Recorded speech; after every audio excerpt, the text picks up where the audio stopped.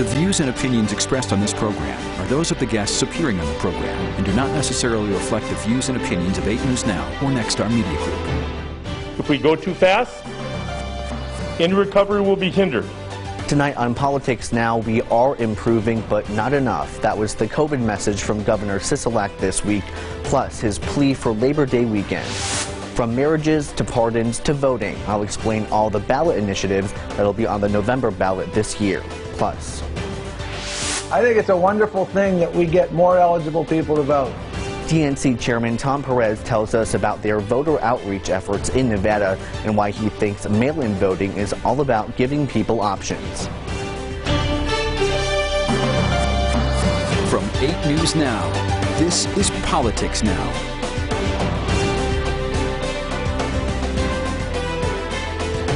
Clark County erased one restriction for local restaurants, but most of our COVID-19 precautions are staying in place. Thanks for joining us. I'm Orko Manna. Governor Steve Sisolak also pleading with Nevadans to be safe this holiday weekend. Please help us get through this next weekend. We had a major setback after Memorial Day weekend. We had another one after the 4th of July. And this is our third big one in the summer.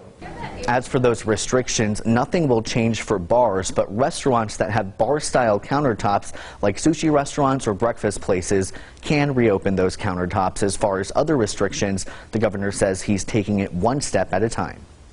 If we go too fast, any recovery will be hindered. And things like conventions won't just be canceled this year, they'll be canceled next year too, and the year after that.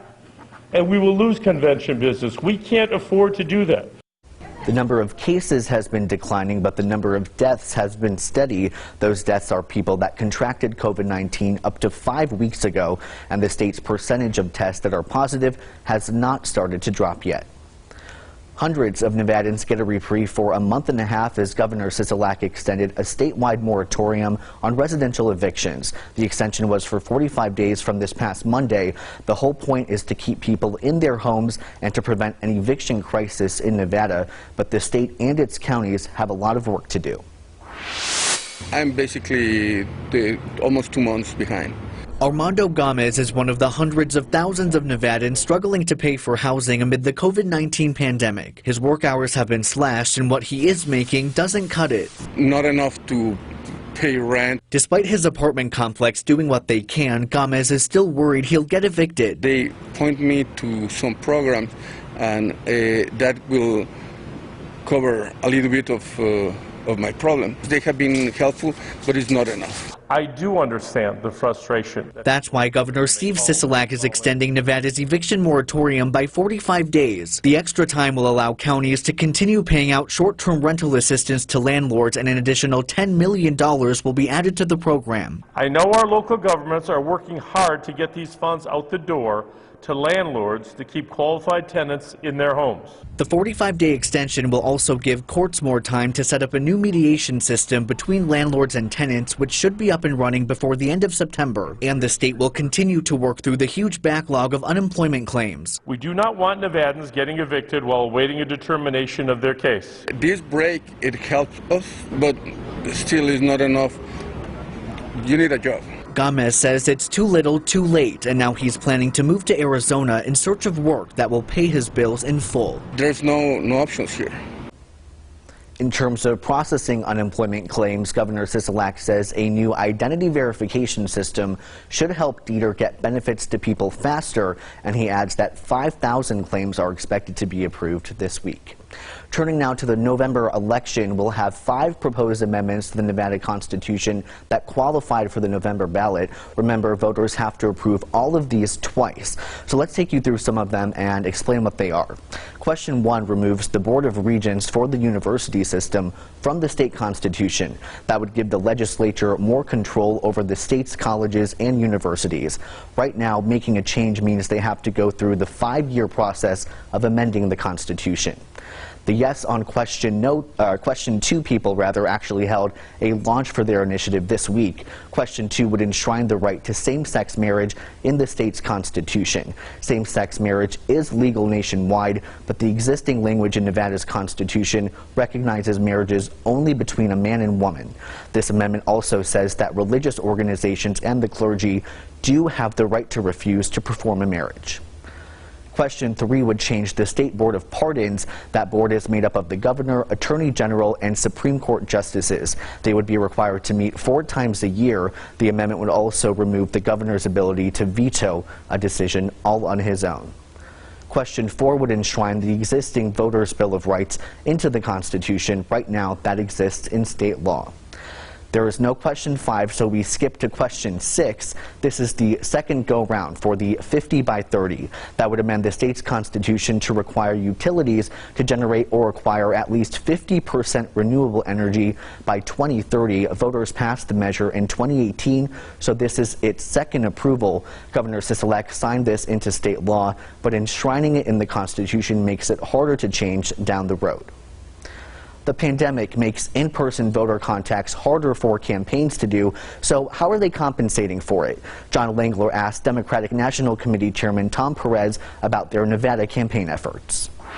What can the DNC do? What can the organization do to get to voters when, based on the pandemic, you're not really supposed to have a lot of interaction, period?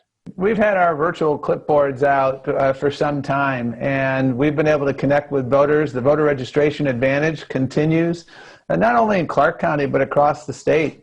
You look at the progress we're making in Washoe County also. And the beauty of Nevada is really a model for the nation.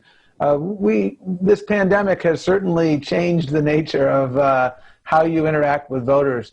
But over the course of the last 6-7 years, the state party, starting with Senator Reed and continuing on, the state party has built a remarkable infrastructure, and we're proud to work together.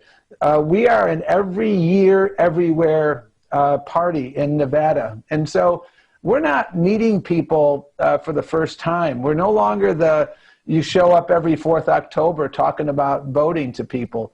The investments that have been made in organizing over a period of years are serving us well in recent years, and I think will continue to serve us well as we head into this election cycle. Nevada has mail-in voting this year, which is not normal. It's new for us here. I know it's in other states. From firsthand experience, it's up in Washington State, but the Trump campaign thinks this is a situation that's ripe for fraud.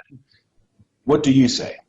Well, I say that's hogwash. The vote by mail, it's safe, it's secure. Donald Trump's been doing it for years. His wife does it. Virtually his entire cabinet votes by mail. You came to Las Vegas after a distinguished career in Washington State. They've been doing it for some time out there. Guess what happens with vote by mail, whether it's Washington State, California, Arizona, Oregon, Colorado, now Nevada? Guess what happens? It increases turnout. I think it's a wonderful thing that we get more eligible people to vote.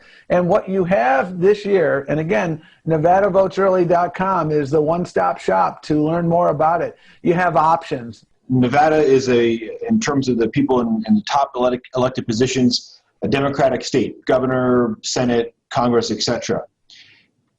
But from a national standpoint, from a presidential race standpoint, is Nevada still a battleground? How concerned are you that the state is vulnerable to the president's campaign? We're proud of the progress we've made in recent years to not only elect Democrats, but to have the first, for instance, majority female state legislatures, as we do in Nevada. Nevada should feel very proud about that. And we were proud to be part of that team. At the same time, Nevada will continue to be a battleground. We take nothing for granted. And we are always mindful that we have to earn people's votes. We put more of that interview with Tom Perez on 8newsnow.com. Just look for the political news tab. Allegations of abuse of power and conflicts of interest. Up next on Politics Now, the I-Team digs into formal charges from the Judicial Ethics Commission against a sitting Las Vegas judge. Welcome back to Politics Now. A Las Vegas judge is formally accused of improper conduct and using her power on the bench inappropriately. This is a story the I-Team has been following, and Vanessa Murphy has the latest. Judge Melanie Tobiasen is accused of abusing her power, letting family issues influence her conduct and judgment, and failing to disqualify herself when there may have been a conflict of interest on the bench. She faces 8 counts from the Nevada Commission on Judicial Discipline in this formal statement of charges. While charges from the commission won't land her in jail, they could get the judge kicked off the bench. In 2018, Judge Tobiasen shared her story with the I-Team. I would lose my job over this. I would lose my freedom over this. I would lose my life over this. She said she was trying to save her teenage daughter from sex trafficking. In 2015, her daughter started working at a now closed store in Chinatown. According to the commission, Judge Tobiasen believed Shane Valentine, a violent felon, was running a prostitution ring out of the place, and she told the I-Team she staked it out. I spent hours. I mean, I would go, I would watch, I would get license plate numbers, I would get makes and models of cars, I would follow people, I would get information about where they would go, where they lived, where they, I never used inappropriate means to get information. I did it all myself. In 2016, Sydney Land and Nehemiah Kaufman were murdered. According to the commission, Judge Tobiasen stated she believed Valentine committed the murders, and she connected with Sydney Land's mother with burner phones, her code name Master of Puppets. The commission states Tobiasen also connected with a woman she believed was involved in the murder. Once Metro believed the judge was interfering with the investigation, Metro started tracking her phones. And according to the department, police learned she had over 1,000 communications over 5 months with an organized crime figure who she had previously dismissed charges against in her courtroom. Police say she also later communicated with him while he was a fugitive. During her interview with the I-Team, Judge Tobiasen admitted at times she turned to pimps and prostitutes for information instead of police. The problem is I don't think we're in danger from the pimps anymore. I'm more afraid of the vice detectives and those who are trying to cover this up. That's what I'm afraid of now. The commission is expected to hold a hearing. Attorney Dominic Gentile told me Tuesday night he is representing Judge Tobiasen and he did not provide a statement. Vanessa Murphy, 8 News Now. And after that initial interview with Judge Tobiasen in 2018, Metro Police responded with a statement. One of the judge's concerns was the Vice Unit protecting pimps, which was investigated by the FBI. Sheriff Joe Lombardo has insisted the Vice Unit has been cleaned up. You can find that at 8newsnow.com. Pushing for oversight. Up next, the congressional report showing billions of dollars in fraud, waste, and illegal filings in the Paycheck Protection Program loans. Plus, you're watching Politics Now. A new report is out detailing how COVID-19 is disproportionately affecting communities of color in Nevada. The Hispanic community remains the hardest hit. Joe Moeller gives us a look at the report. A 32-page report from the Gwynn Center, a nonpartisan policy center, shows how the pandemic is taking a toll on communities of color. Latinos account for the majority of COVID-19 cases. The hospitalization rate for African Americans in Clark County is higher, and then the COVID-19 mortality rate is higher for African Americans and Asians. Nancy Brune is the executive director. Healthcare access, lack of insurance, and underlying health issues are top contributing factors. Of the folks who don't have insurance here in Nevada, Latinos account for 60% of that population. So overall, about 20% of Latinos don't have health insurance. She says people of color tend to work in industries directly impacted by the virus. Building services, cleaning, grocery store workers. Cecilia Alvarado from Mi Familia Volta is helping with the Está en Tus Manos campaign to bring awareness to the Hispanic community. She says fear is a big problem. We come from mixed status families. Some of those families, if they have someone undocumented, they have the fear of coming forward to get tested. The report lists solutions such as more education, rental assistance, and more testing. They don't always have the option to call in sick. They don't always have the option to say, I'm going to show up to work late today. So they have to choose between continue to provide to their families or possibly going to get tested. Joe Moeller, 8 News Now. To see the entire report, click on this story on our website, 8newsnow.com. It's September, which means it's that time of year where we start counting down to a potential government shutdown on October 1st. The federal government runs out of money at the end of the month. When Congress returns next week, it'll have just a few weeks to agree on a new funding plan. Washington, D.C. correspondent Morgan Wright reports on efforts to find common ground. In Washington, the clock is ticking to avoid a government shutdown. We're going to have just a few weeks before the October 1 deadline, and it's unfortunately unlikely that we'll get all of our appropriation bills done. Maryland Senator Ben Cardin says he expects Congress to pass a continuing resolution to keep the government up and running, but he doesn't consider that a success. Continuing resolution's a failure, not as great as a failure of letting government shut down, but it's not where we need to be. Cardin says besides avoiding a shutdown, a continuing resolution doesn't address the new realities government agencies face in the pandemic. And you're freezing the current year's budget into the next year. You're not establishing the priorities that are needed. Negotiations over government funding come as the coronavirus continues to spread. Some lawmakers say funding the government and the next COVID relief package should go hand in hand. New York Congressman Tom Reed. Both of them have to be done, in my humble opinion. And so we might as well take care of both packages at the same time. Reed says at a minimum, lawmakers should pass a continuing resolution to avoid additional harm to the American people. The country's going through enough. It doesn't need the drama of Washington, D.C. To add to it. Lawmakers return to the nation's capital after the Labor Day holiday. Reporting in Washington, I'm Morgan Wright. The last U.S. federal government shutdown started on December 22, 2018 and lasted 35 days. It was the longest U.S. government shutdown in history. A small business group is suing the Trump administration for the names of all businesses that got Paycheck Protection Program loans and the exact amounts. The American Small Business League says so far, Americans have little information or transparency about how the money was spent. Lloyd Chapman is the organization's president. Publicly traded companies on the New York Stock Exchange and billionaires getting this money.